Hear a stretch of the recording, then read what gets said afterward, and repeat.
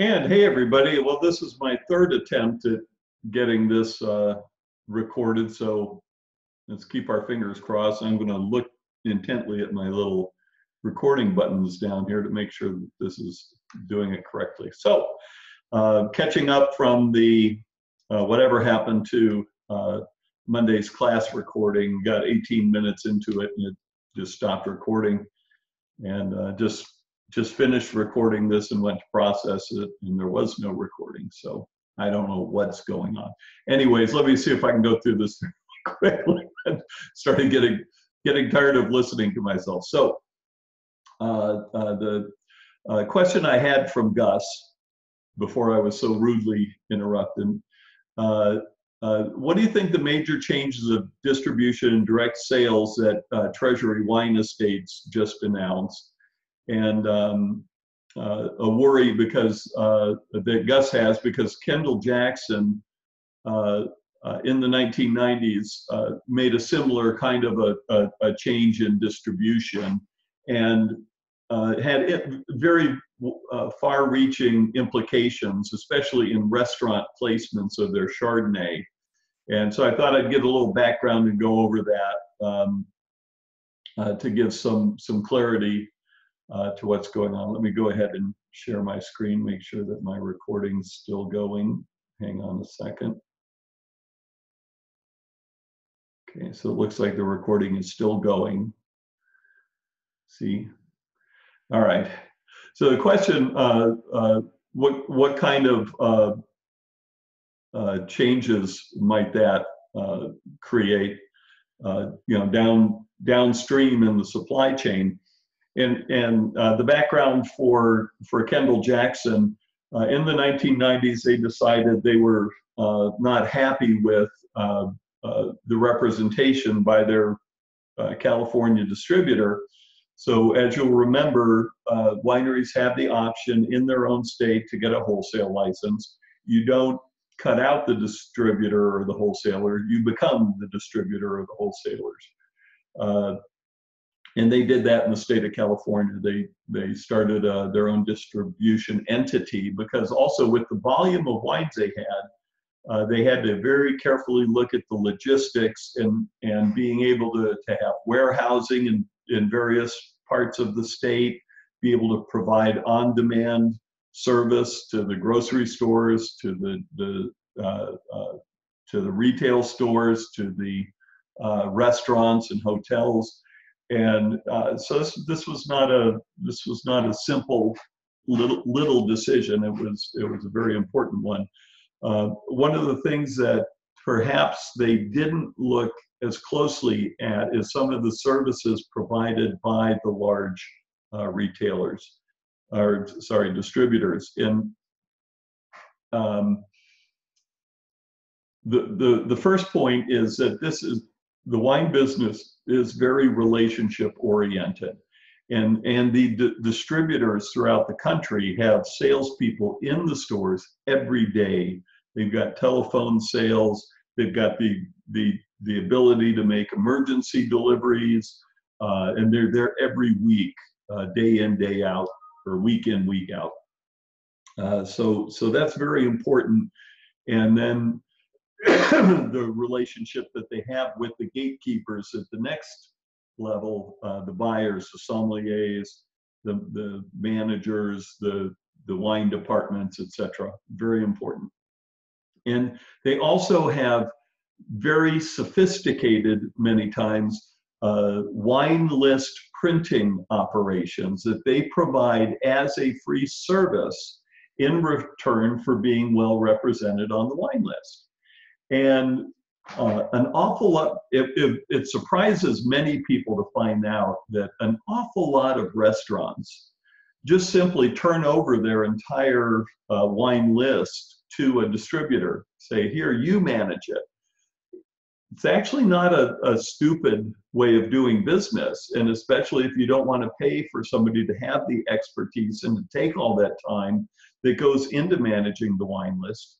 You can outsource it to the distributor, and they do it for free. They set up the list, they get approval. If you've got any pet wines that you have to have on there, they'll include those. even from the competition, but in exchange from them controlling the lion's share of products. And so in the state of California, this is certainly the case with Southern Wine and Spirits. And when KendallJackson decided to make that movement, it had far-reaching consequences of being written off of immediately, off of not only California, but throughout the states. It created a lot of animosity with this distribution network that had been created. So I'm not exactly sure what exactly Treasury Wine Estates is proposing in changing their distribution model, but it certainly has a lot of implications to be considered. An earlier iteration of Treasury Wine Estates was Foster's. And for those of you who don't know, Beringer Wine Estates was owned by Nestle. It was purchased in the 1990s while I was with the organization by a group of very smart people who made the purchase of Beringer, and then with the intention of reselling it. So it was funded by the Texas Pacific Group. It had Mike Moon, who was the former president, and really had brought Beringer into its preeminent position of quality and the brand. And then they in turn sold it to Foster's, who's one of the brewing giants who wanted to diversify and get into wine, which is a smart move. Foster's went on to make several critical mistakes. One of them very similar to what that KJ did, and potentially Treasury Wine Estates is considering now, and that is, in Australia, Foster's is analogous to Budweiser. They're the largest brand. They've got a lot of power in the market, but they also have an incredible beer distribution infrastructure. They've got the trucks, they've got the salespeople, they've got the routes, they've got the relationships. So Foster's thought, well, why don't we pull our wines out of the normal distribution and do it ourselves, and the cost savings would be significant. The logistics should be intact and whatever. What they didn't account for was that wine people don't want to buy wine from a beer salesman. They want somebody that they can talk to, that knows the products, that knows the market. Again, it's a relationship. And it was a disaster. So there's a lot of instances where this decision to make a distribution chain has very negative consequences.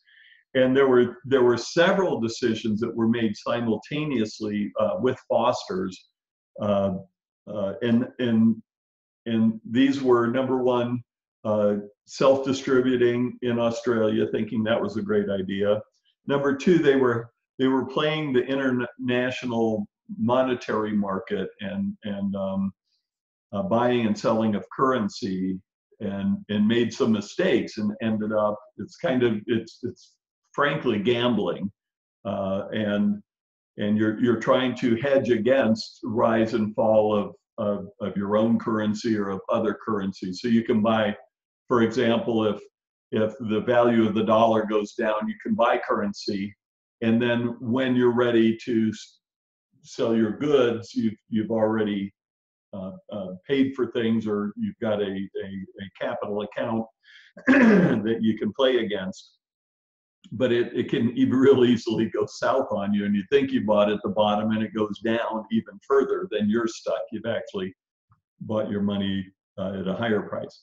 So that was number two, part of a growing problem. And the third mistake that they made was trying to centralize their U.S. wine operations, and instead of wines being produced at their individual properties, more and more they had a corporate team.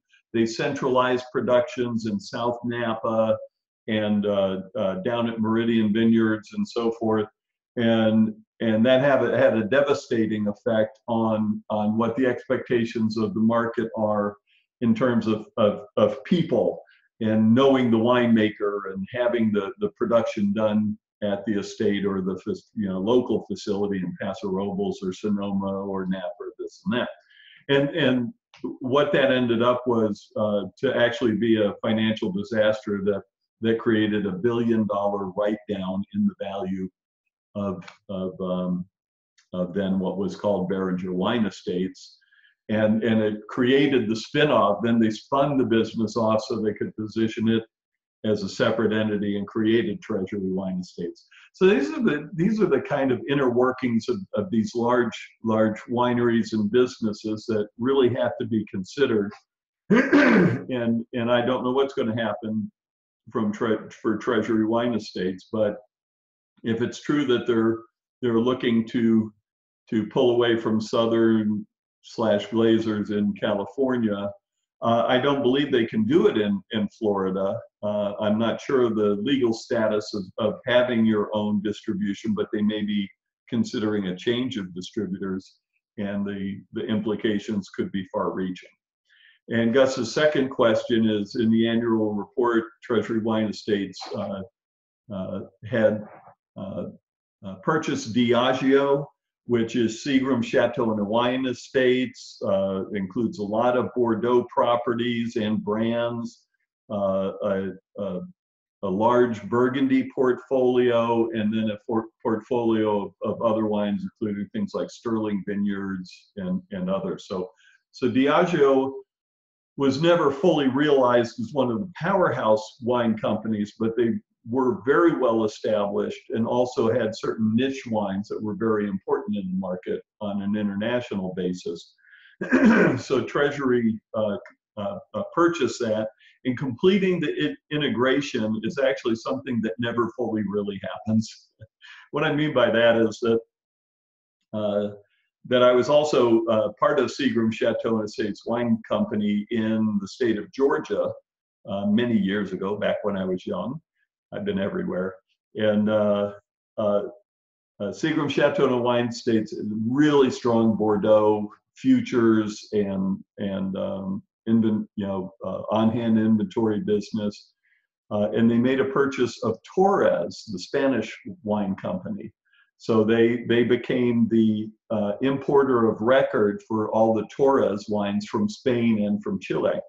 The problem in Georgia is it's a franchise state, meaning that once a brand is assigned or a producer is assigned to a distributor, the distributor owns that franchise. And it's really, really hard to move it. And what happened is, and this also could be one of the dangers Treasury Wine Estates, when you move your distribution, you're disrupting all these gatekeeper relationships and these feet on the street that are there every day in the account. And Torres wines were already registered with a hostile distributor in the state of Georgia that all of a sudden they were very rightly also kind of pissed off, because they had put a lot of time and effort in building the Torres brand in Georgia, in getting the restaurant placements, and now another owner comes forward that they don't want to support. They don't want to support that brand anymore, and they certainly don't want to let it go to another distributor so that the integration could be completed, or putting it all into a single distributor portfolio, because they've got all their time and effort and equity that they had put into establishing the brand. So it didn't go well, and and so the distributor that had the franchise did everything they could to write it off of all the wine lists, get it out of all the stores, and suppress that business. Well, Seagram Chateau and Estates, before Diageo acquired them, decided to sue and see if they could do that. And it was a very long-term, very expensive battle. And finally, when things sort of came to a head for it to go to trial and to challenge this franchise law, the hostile distributor said, never mind, you can have it, bye-bye. And that time, hundreds of thousands of dollars were spent on legal fees and all this time and effort that would take decades, if not a century, to recoup, that money in actual sales in the state of Georgia. So the integration of the wine business is always kind of a work in progress, because you've got so many states, so many considerations. And then as Gus is pointing out, then there's all your dead stock inventory too, because remember, if you've got these products all around the country, some states are going to be more successful, or some distributors, some less, and you've got a lot of inventory to clean up. And if you're trying to revitalize these brands and reassert the business in the state, the first thing you're going to hear is, yeah, well, what about this crap that we've had in our warehouse forever? Help us get rid of that.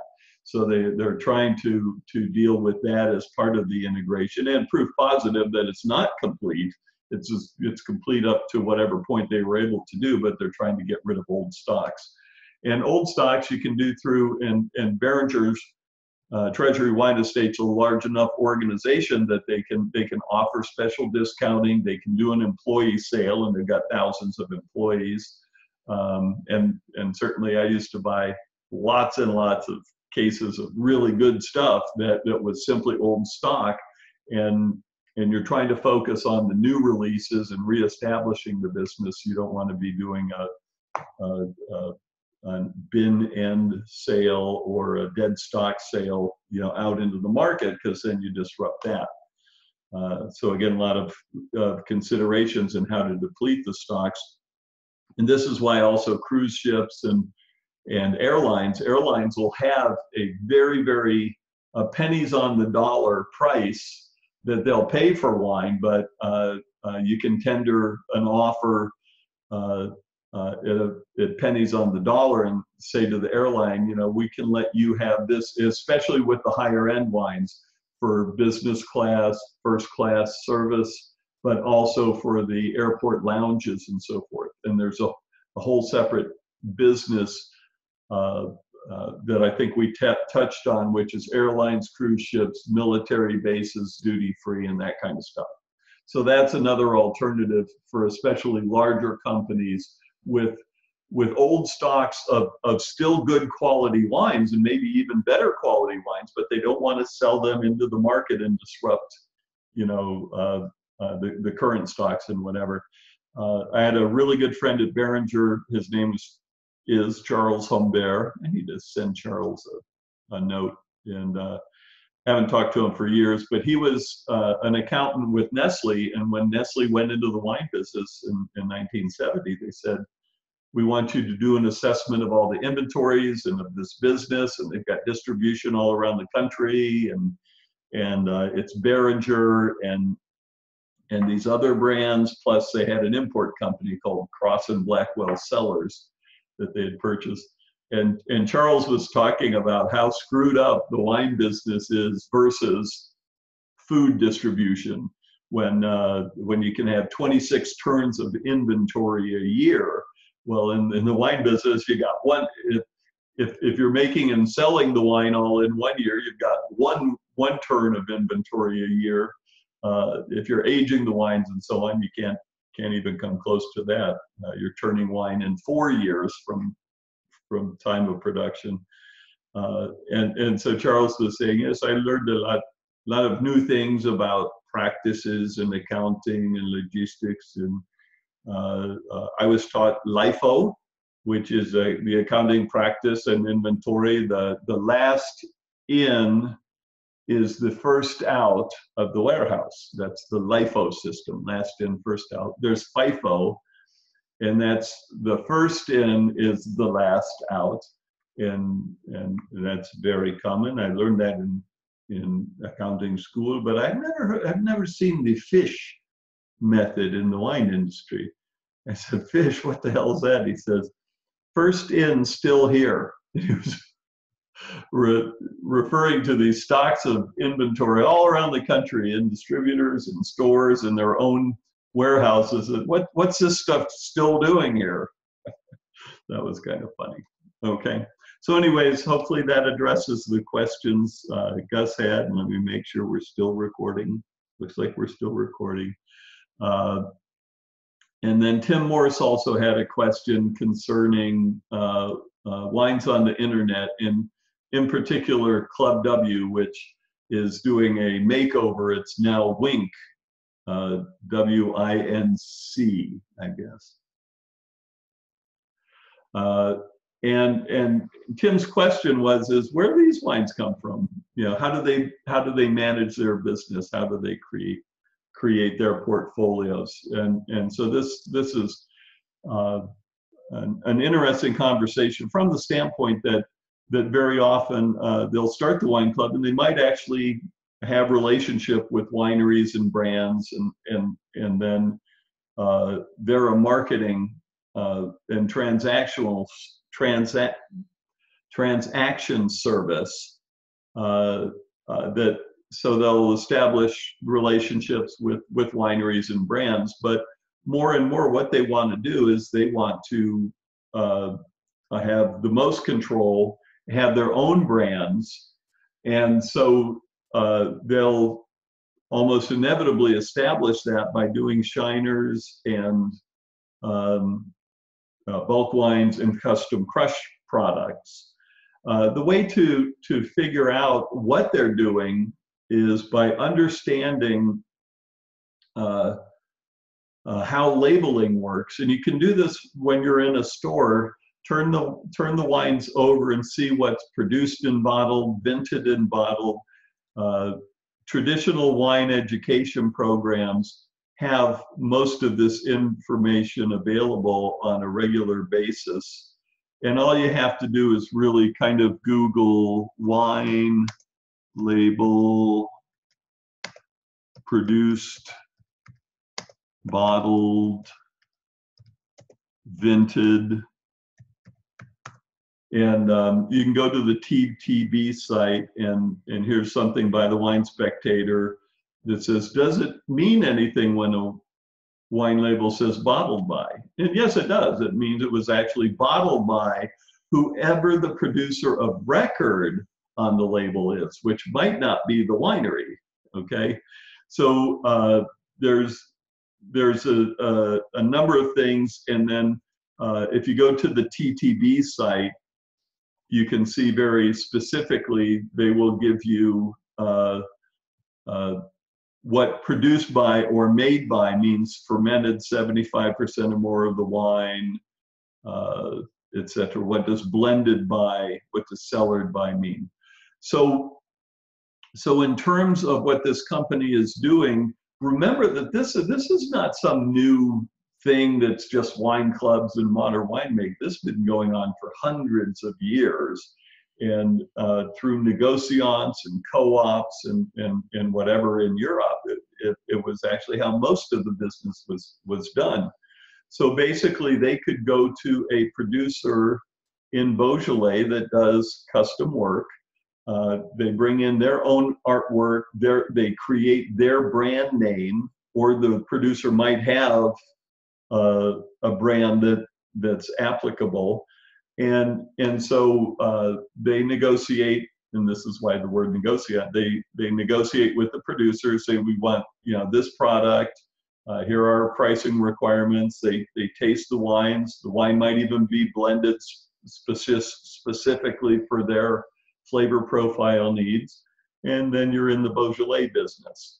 And you can see they've got a cider from Sonoma, they've got a Salento from Italy, they've got a Beaujolais, they've got little bottles of summer water, I guess, which is a little minis of rosé, Santa Ynez Grenache Blanc, a South African wine, etc., etc. So basically what they're doing is they've got a range of offerings, and very often then what they'll want to also do is vertically integrate some of the wines, especially creating their own specific brand or brands. that instead of just doing the bulk wines, the shiners, or the contract production, that they'll start doing custom crush and saying, okay, well, we want to have this wine, and we're going to get really involved in the production process. And then like Wine Shop at Home, which has this wonderful, diverse portfolio of products that are primarily shiners and bulk wines, and they started custom crushing. Wine Shop at Home actually has a winery and bottling facility in Napa. And then they had been really successful. They bought a wine property, so they've got a tasting room. They can do events to some degree. They can bring their sales team out. And so now they've actually got a tangible presence in the Napa Valley and so forth. So when you're looking at the bottles, what you want to do is think about the labeling laws and the statements and learning about that. And then seeing, when you see something like this, the problem is they rarely show you the back label. Here's this Ville-Basse Merlot from the Pays d'Oc in southern France, in the Languedoc, and they tell you about it, but that it's also eco-friendly wine, but they don't really tell you until you see the label itself close up in the back label often, what the status is and how this was created, okay? And they'll also, for some reason, there's a restriction that they can't ship this wines to Connecticut or Michigan, okay? So anyways, that's kind of how this works, and what you can learn from the labeling and the different designations of produced by, bottled by, vinted by, cellared by, et cetera, et cetera. Okay? All right, great. So I think that's it. I think it recorded this time. And so let me restate how much I appreciate that you signed up for this course.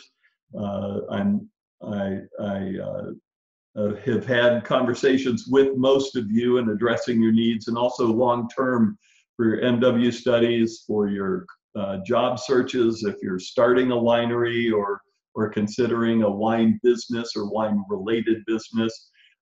If you're still incomplete on this, please reach out to me. I'll be glad over the next couple of weeks to have conversation with you and make sure that you got the value that you were anticipating out of the course.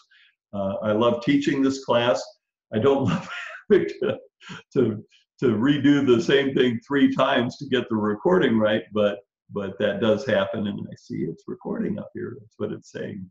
But thank you for being in the course. Keep in touch over time too. I love to hear about the businesses, the successes. For those of you in the MW program, I want to see the initials after your name very, very soon. This is what you get when you pass the examination. You get your final certificate to hang on the wall. And all the best to you. Thank you very much, and be in touch. Bye-bye.